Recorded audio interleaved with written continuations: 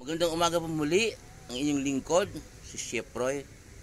Sa umaga pong ito, itutuloy ko po yung kwento po ni Elias na propeta ng Diyos. Noong pong makalawa, doon po tayo nagtapos sa, di ba, utos ng Diyos na tumira doon si Elias sa bahay ng biyuda. Dahil yung biyuda na yan ang inutusan ng Diyos na magpapakain sa kanya. Namatay po yung anak ng biyuda, yung bata. Tapos pinapanalangin ni Elias na mabuhay yung bata, nabuhay po. Pagkatapos noon ng 3 taong tagtuyo, taghirap, tagutom, sinabi ng Diyos kay Elias, bumalik ka kay Haring Ahab, humarap ka sa kanya dahil malapit na akong magpadala ng ulan.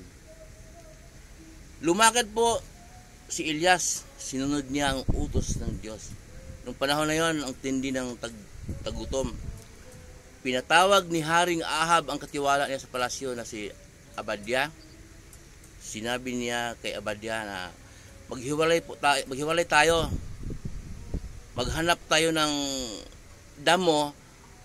Kung mayroon pang natirang damo sa paligid sa paligid ng aking nasasakupan upang pagkain ng ating mga alagang kabayo para hindi sila mamatay sa gutom. Naghiwalay po sila ng katiwala niya na si Abadya at saka si Haring Ahab. Naghiwalay sila ng pangkat. Nakasalubong po ni Abadya si Elias naglalakad at sabi po ni Abadya, propeta ng Diyos. Nagpatira pa si Abadya, ikaw nga ba yun? Kasi po si Abadya may takot po siya kay Yahweh ng Diyos ng Israel. 100 pong propeta ng Diyos ang niligtas ni Abadya kasi nga pinapapatay ang mga propeta ng Diyos, pinapapatay ni Jezebel na asawa ni Haring Ahab. Tinago po niya doon sa Yungib 100 propeta, tag 5 ang bawat pangkat, pinapakain niya, pinapainom kasi po siya po may takot sa Diyos si Abadya. Ang sabi ni Abadya, ikaw ba yan? Lingkod ng Diyos. Mahal kong propetang Elias. Sabi ni Elias, ako to. Ngayon, puntahan mo si Haring Ahab at sabihin mo sa kanya na narito ako upang humarap sa kanya. Sinabi po ni Abadya na, anong kasalanan ko sa iyo, propeta ng Diyos, Elias, na gusto mo kong patayin? Alam mo naman na hinahanap ka ni Haring Ahab para patayin. Hinahalughog ka niya sa lahat ng nasakupan niya. At pag may tinanong siya kung nasaan ka, hindi niya ito iwanan hanggat hindi sumumpa na hindi ka nakikita. Pagkatapos ngayon, pupuntahan ko siya para ibalita na nandito ka. Pagdating naman niya dito, ilalayo ka ng Diyos sa kanya, tapos hindi ka na makikita. Ako ang patayin niya. Sinabi po ni Elias kay Abadya, saksi ko ang Diyos na pinaglilingkuran ko. Haharap ako ngayon kay Ahab, kaya pagbigyan mo ang aking sinasabi. Pinuntahan nga po, hinahanap ni Abadya si Haring Ahab. At nung natagpuan po ni Abadya, sinabi niya kay Haring Ahab na ang lahat ng sinabi ni Elias. At sinalubong po si Elias ni Haring Ahab. At nung nagkita sila, ang sabi ni Haring Ahab, ikaw ba yan, Elias, ang nanggugulo dito sa Israel? Sumagot po si Elias, hindi po ako nanggugulo. Hindi ako ang nanggugulo, kundi ikaw at ang angkan ng iyong ama ang nanggugulo. Sumamba kayo sa Diyos-Diyosan, sinira ninyo ang kasunduan ng Diyos sa inyo at sinira ninyo ang altar ni Yahweh na Diyos ng Israel. Ngayon, sabi ni Elias, tipunin mo ang buong bayan ng Israel upang masaksihan nila ang hamon ko, at tipunin mo ang lahat ng propeta ng sinasamba ninyong Diyos-Diyosan na si Baal. Tinipon nga po ni Haring Ahab ang buong bayan ng Israel doon sa bundok ng Carmel. At ang lahat ng propeta ni Baal, may bilang po na 415 propeta at 400 propeta ni Ashera. At doon po, hinamon po ni Elias na magtutuos po sila. Nagdala po sila ng 2 turo upang ihandog sa Diyos. At sinabi po ni Elias doon sa mga propeta, 415 propeta ni Baal na, sige, mauna kayo, dahil marami kayo, kumuha na kayo ng turo at katayin ninyo, magsalansan kayo ng kahoy, ipatong ninyo ang turo, tapos huwag ninyong sindihan. Hayaan natin ang Diyos ninyo ang magsindi sa panghandog ng susunuging turo. Ginawa po ng mga propeta ni Baal.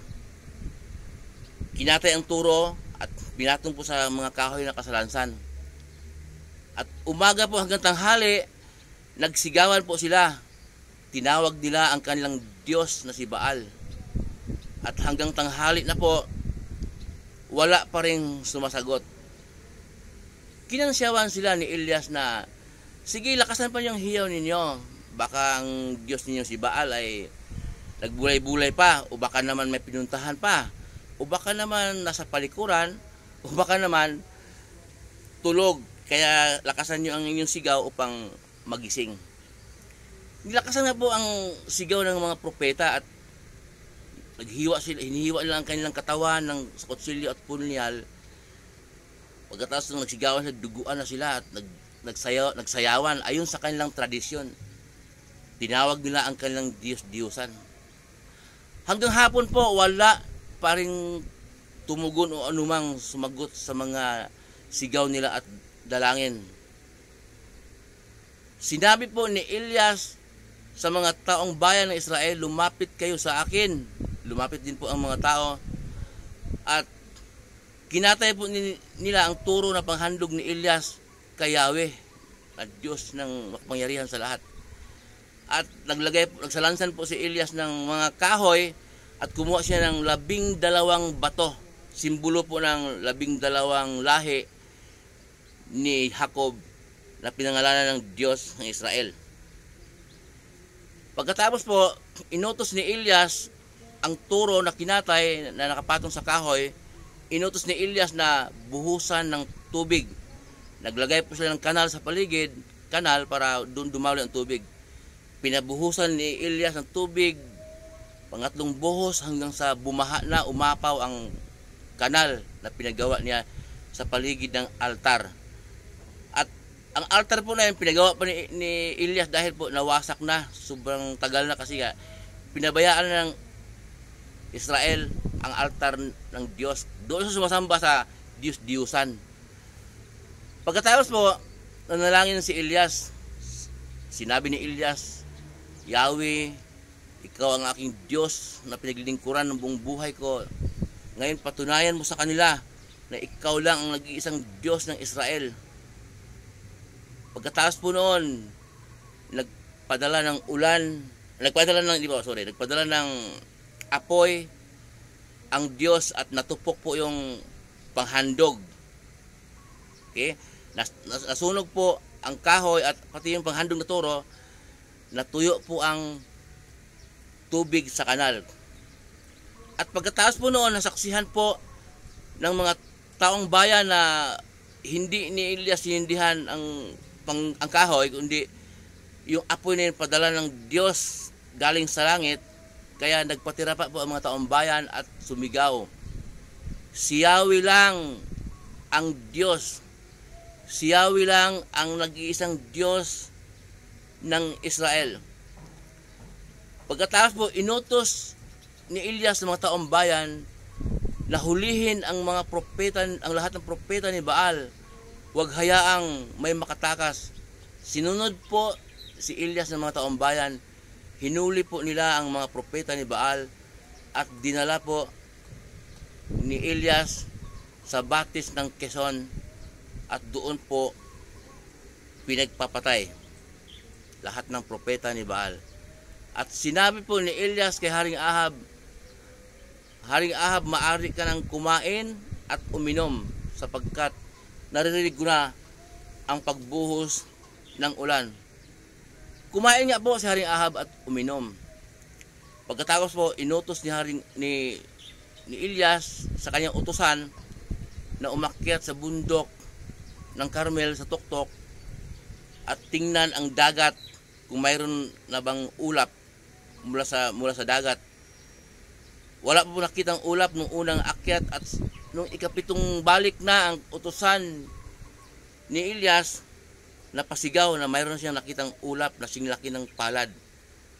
At sinabi nila kay Haring Ahab na umuwi ka na at baka abutan ka ng malakas na ulan. Pagkatapos po noon, nagdilim ang paligid at umihip ang malakas na hangin at bumuhos ang malakas na ulan.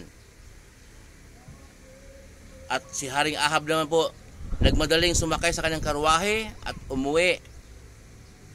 At pagdating po niya, kinuwento po niya sa kanyang asawa na si Jezebel ang lahat ng nangyari, pati na ang lahat ng propeta ni Baal na pinapatay ni Elias. Nagalit po ang asawa ni Haring Ahab na si Jezebel. Sinabi ni Jezebel na magpadala siya ng sugo upang patayin din si Elias. Nabalitaan po ni Elias, umalis po si Elias kasama ang kaniyang utusan. Nagpunta po siya sa lupain ng Juda sa Beersheba. Iniwan po niya doon ang kaniyang utusan at mag-isa po siyang lumakad sa ilang. Nung hapon po niyang paglalakad sa ilang, napagod po siya at namahinga po siya sa lilim ng punong kahoy. Nanalangin po siya ng ganito: Panginoong kung Diyos na pinaglilingkuran ko ng buong buhay ko, hirap na po ako. Mabuti pa'y kunin niyo ako, gusto ko nang mamatay. Yun po ang sabi ni Elias at pagkataas po noon, nakatulog po si Elias. At dumating ang anghel ng Diyos, ginising siya. Sabi ng anghel, Elias, bumangon ka, kumain ka at uminom. Pagising po ni Elias, nakita niya ang isang bato na umuusok na may nakasalang na tinapay. At paglingon po niya, mayroon pong tubig sa sisidlan. At kumain po siya at uminom. Pagkatapos niyang kumain at uminom, muli po siyang natulog. At muli po siyang ginising ng anghel. Elias, bumangon ka at kumain uli at uminom.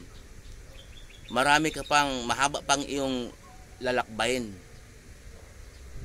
Kumain nga po si Elias at uminom. Ibig po sabihin noon, sabi ng anghel, malayo pang iyong lalakbayin. Hindi pinagbigyan ng Diyos ang panalangin ni Elias na gusto na niyang mamatay. Kasi marami pa siyang misyon. Kumain po ulit si Elias at uminom. Ang kain niya po noon ay sapat na ang lakas niya upang tumagal siya ng 40 days na paglalakbay patungong Sinai, bundok ng Sinai, ang bundok ng Diyos.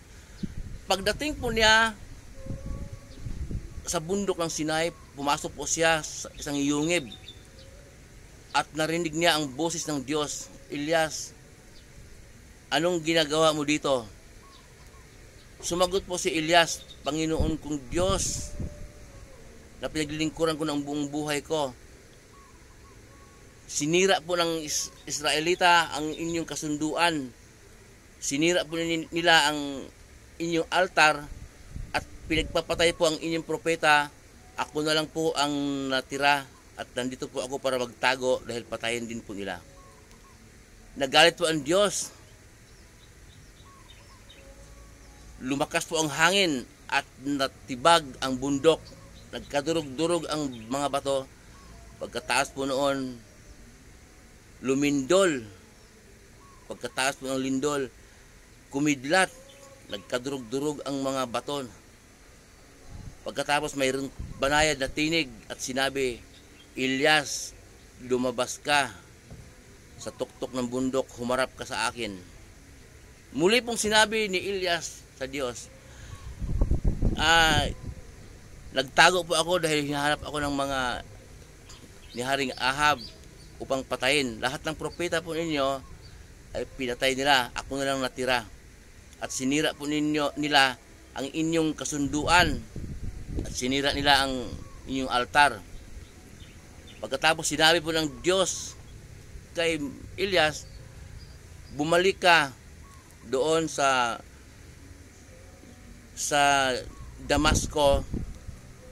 Pagkatapos pagdating mo doon sa pintuan ng lungsod, buhusan mo ng langis si Hazael bilang magiging hari ng Syria. At buhusan mo ng langis si Jehu dahil siya ang magiging hari ng Israel. At buhusan mo ng langis si Eliseo upang kahalili mong propeta. Kasi po si Elias doon, malapit na siyang kunin ng Diyos, kaya kailangan niya ng kapalit. So pag binuhusan po ng langis ng panahon yon, hinirang ka ng Diyos, buhusan ka ng langis, utos ng Diyos, buhusan ka ng langis ng propeta para ikaw ang maging hari kung anong hirang na gusto sa iyo ng Diyos.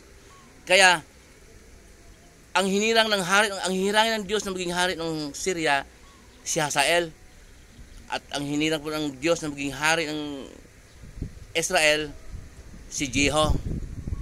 At ang maging kapalit ni Elias na propeta si Eliseo. Ganito po ang plano ng Diyos. Ang makaligtas, pag naghari na yung mga yon, ang makaligtas sa tabak ni Hazael, papatayin ni Jehu. Ang makaligtas sa tabak ni Jehu, papatayin ni Eliseo. Yun po ang plano ng Diyos. So, ganun ang plano ng Diyos, mga Israelita, papatayin. Sa ano pong dahilan? Yun po ay mababasa po natin sa Unang Hari 19 hanggang po sa mababasa po natin doon. Ang makaligtas sa tabak ni Hazael ay papatayin ni Jehu. Ang makaligtas sa tabak ni Jehu ay papatayin ni Eliseo. Ngunit sabi ng Diyos, magtitira ako ng 7,000 Israelita, yung mga taong hindi sumasamba sa Diyos-Diyosan ng si Baal at hindi humahalik sa imahe nito. So, ano pong aral na hatid sa atin ng Diyos sa aklat ni Elias? At ito po ang parto sa aklat po ni Elias, at itutuloy ko po susunod. Ito po pangalawang bahagi ng kwento ni Elias. Ang aral po na makukuha natin doon, nandun po tayo sa mga yung bato, nagkaroon ng tinapay na niluluto doon sa bato. Paggising ni Elias, mag-isa lang siya doon. So, yung bato na nakadikit sa lupa, kayang gamitin ng Diyos, di ba? Para mapakain ang kanyang hinirang o naglilingkod sa kanya. Tayo pa kaya na yung naikwento ko po nakaraan na pag tumulong tayo, ginamit na ng Diyos, huwag magyabang, huwag malaki. Kasi yung bato kayang gamitin, wala namang kabuhay-buhay yun. At ito po yung sinabi ni Elias na ang mga Israelita ay sumira sa inyong kasunduan at sumamba sa Diyos-Diyosan. Nagalit ang Diyos po.